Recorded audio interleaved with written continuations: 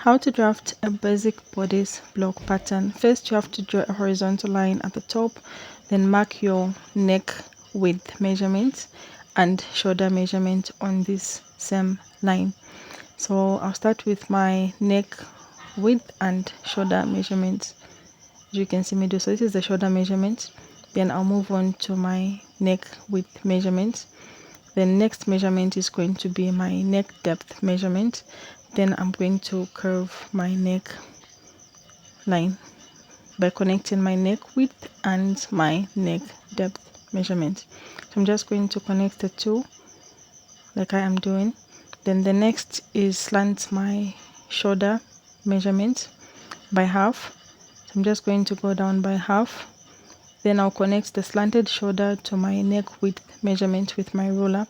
Just going to draw a straight line over here. The next I'm going to mark my armhole measurement over here. Then draw a straight horizontal and vertical line, one horizontal and an up vertical line, as you can see. Then next I'm going to find the midpoint.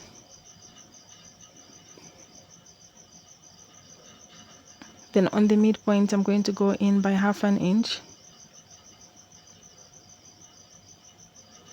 Then I'm going to connect the points to make my armhole. So I'm just going to connect this to this and make shape my armhole. The next I'll find my shoulder to bust measurements, my shoulder to waist measurements, my shoulder to hip measurements, shoulder to bust, waist and hip measurements. Then I'm going to draw horizontal lines across.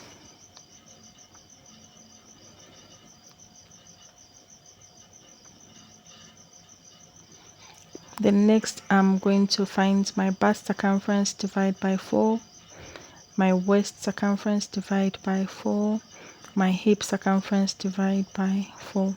Then I'm going to connect the points.